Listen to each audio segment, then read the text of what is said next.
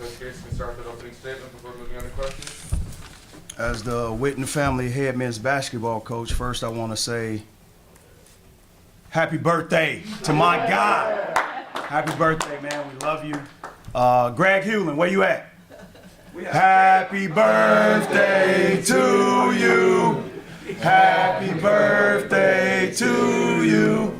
Happy birthday, dear Joe. Happy birthday to you. Happy birthday, man. Well, with that being said, we gave him an unbelievable birthday gift.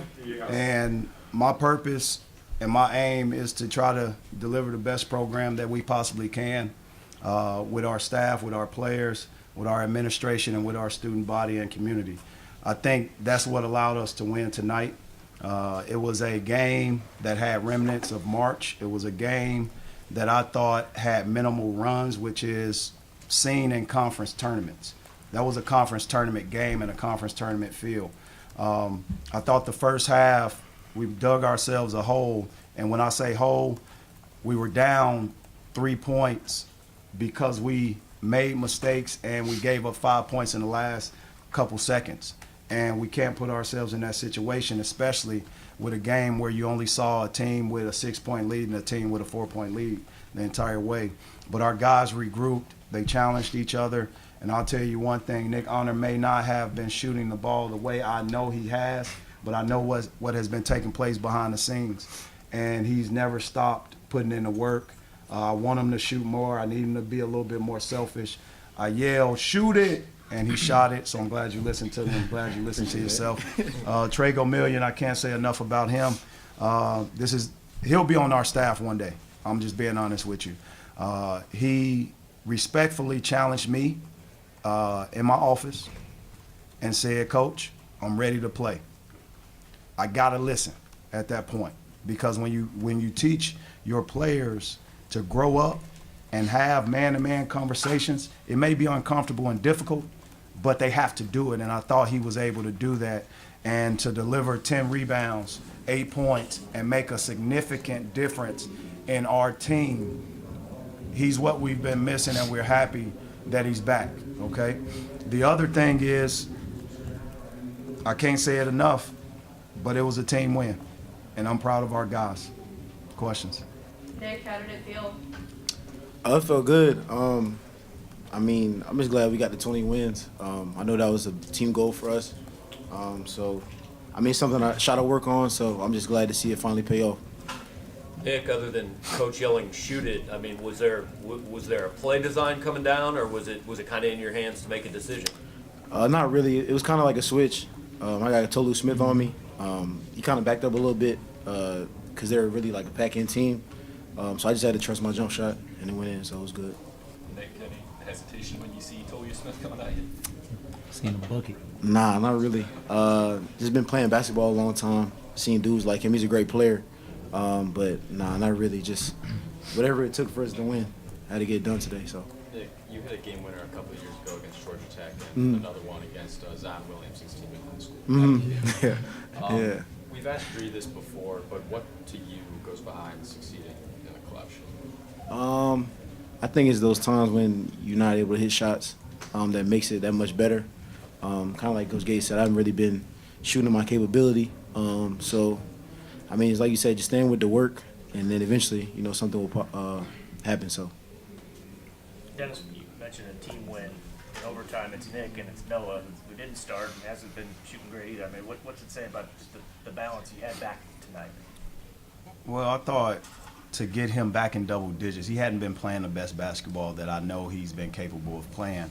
And we just wanted to, in a great way, challenge him as well. And he stood up to the challenge, came out, knocked down, the jump shots that he knocked down, but he also had 2-point baskets. He's one of the top players in the conference in 2-point field goal percentage.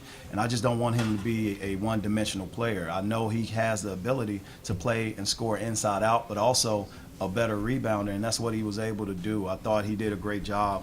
But my focus is this: next man up. Dre Golston didn't give us the necessary quality minutes, and Trey was able to step up.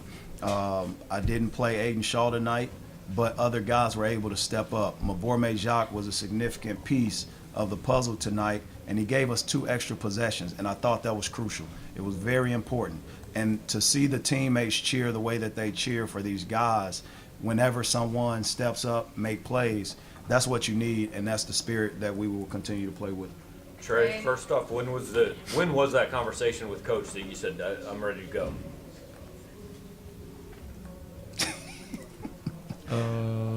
2 days ago. Yep. Day after the game. Yep.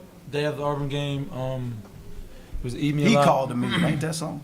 Yeah, it was eating me I didn't alive. even call to me. It was eating me alive not to be out there that Auburn game because I just felt like that game we might have lacked some energy or spark. So it was gonna have to happen either when we got back or the next day. So we talked. I mean, it was man to man. It was no raising of the voice. Let each other talk, and I think it kind of worked out tonight as we got the win. And was there, I mean, I know you're a high motor guy, that's kind of your MO, but was there a little extra tonight because it's been a while? Oh yeah, it was a little bit of steam or so I had to let out just being out for that long. That was my first time missing a game after my injury in my whole college career. So I think that's what just drove me crazy, and it just built up, and I got a chance to let a little bit of it out tonight. I don't think I got it all out though. I knew he would be ready to play when he took that step to call a meeting with his head coach, right? And we have that relationship, and I'm proud of him. I'm proud of these 2 guys are going to be college head coaches one day. I'm dead serious. Mark my words. I know how I was as a player, and I see myself in them as it relates to the relationship that they have with their head coach. I had it with Ben Braun and our other assistant coaches, and the way that I'm able to as a player, was able to connect with my teammates. I see the same in these guys. They're a leader of men. And you know, I'm just thankful they decided to call Mizzou home without a doubt. And, you know, I can't say it enough. It was a March feeling here in Mizzou Arena. And to get another quad 1 win against one of the tough defensive teams in the conference is remarkable. But again, I credit Chris Jans, his program. But I also challenge each and every last one of us to really figure out what does that really mean about us. It means something. We have something special in Mizzou Arena that I hope we can continue to build on. I think when it comes down to our community, when it comes down to our students, I'll put them up against any in the country. When it comes to our supporters, I'll put them up against any in the country. When it comes to tradition, I'll put it up against any in the country. And that's what allowed us to win. I really believe it. Trey, as a teammate, what was it like to see, Nick hit that shot? I saw you guys obviously coming all at him on the board after the game. It was great to see, man. It's just knowing the amount of 20-minute hits he does with CY and the amount of shoot. I know how much he can shoot for real. I've seen a man go through a workout and probably miss maybe 5 shots the whole workout. Just seeing him, needed that spark. He hasn't been playing to where his standards are this year or this season, but to see that, it was just really good. I'm so glad he hit it, man. If I could hit it or he could hit it, I would for sure tell him to hit it because he needed it. He shoot better. He knocked it down. We won. So good shot, bro. Appreciate it. What did you make of Mo's performance tonight, his first start? Mohammed. He wants to be called Mohammed. That's his name. So we got to stop calling him Mo. Sorry about that, but we'll correct what we need to correct. But Mohammed did a good job. And I told him 2 days ago that he was going to start. He tried to hold his smile in. I consistently asked him, did he talk to his mom, who stays up late over in France to watch him play? And then I asked him again today. I said, do your mom know? You need to be telling your mom that you started, man. I think he earned that. And I think you guys would say the same with what he's been doing. But transitions happen for different people at different times. And ultimately, his transition has allowed him to work, get involved in the process, fall in love with it, do the necessary things he has to do on and off the court, and then deliver on the consistency that we've asked of him. So I'm proud of him, and he definitely made a difference in addition to Mavor Jacques. Coach Tolu Smith made a slightly less impact in this game than the previous matchup. What kind of changed in this time around? Tolu Smith played his ass off, excuse my French, and he'll continue to do that. He's one of the top post players in our conference, but also the country. He doesn't get credit for how he plays because he's great at positioning. He's great at several things, and if you look across the country, there's no post player that embraces being back to the basket the way that he does. He embraces that, and he plays a certain way. But our guys were able to just throw different bodies at him, whether it was guards switching in front of the post, trying to take his knees out, right? But also you have Mabor Jacques with his length, Mohammed with his length, Kobe and Noah with their physicality and also their strength. We were able to throw different looks, and he never got comfortable with just one person guarding them. And I thought their team did a good job trying to post feed, but we had some pretty good perimeter defense. And to hold that team down to, I want to say 25% in the second half shooting, that's awesome. Coach, in terms of the rebounding battle, it seems you guys battled in the first offensive possession. I believe you guys had 3 to 4 offensive rebounds. So especially after what happened on Saturday, was that kind of like a big focus you guys had a key on? Yeah, I think that's a good question. We tried to pad that stat because I knew ultimately, no, I'm just joking. But the pursuit of the ball, I thought our guys never got discouraged about missing. With those offensive rebounds, meaning we started the game 0 for something, right? So we didn't get discouraged with that, and I thought we still came out with a philosophy and a focus. We only had 11 offensive rebounds to their 13. They had 12 second chance points to our 9. But again, to have a positive assist to turnover ratio, 11 steals, it was a great overtime victory. Nick, that alley-oop to Kobe in the second half, it seemed kind of like the turning point of the game. What do you remember about that play, and what do you think changed after that for you guys? I believe Trey got the ball in transition. He passed it to me. We got pretty good chemistry. So that was kind of like a regular routine practice break. Me and Kobe have been laughing at each other about finally getting some type of lob together. It might not have been the prettiest pass. I thought I overthrew it, but he did a good job of catching it. And anytime we can run, as you guys can see, that's our strength. So as many times as we can do that, we'll be successful. Dennis, you guys didn't get to that 70-point mark. That's kind of been the sign to win usually tonight. How big is it as we get to the postseason, end of the season, to be able to win a game where there's not as many offensive fireworks? You have to do what it takes. You can't live in the large sample size of the highlights all the time. I thought we had some highlights, and those highlights was met with some perseverance and some toughness that I thought our crowd responded to when we were able to gather ourselves and get the lead. We were down about 4 points. We were able to get the lead. We were able to now, instead of playing a game where we had a 1-minute lead and the other opponent last game, Texas A&M, played 30-plus minutes, 38 minutes with the lead. We were able to balance that out, and to have a ratio of 16-minute lead, I thought that helped, and especially later in the game. So to say the least, I'm pleased with what we did and not focus on just points, but to focus on stops, focus on whatever it took. And I thought we had a gutsy performance, very emotional response to our 2-game losing streak. Nick, how would you describe what Trey brings to your team, not just tonight, but day to day? Can't really put a word on it. He's just a valuable player. Probably the most valuable player we have. He's a glue guy.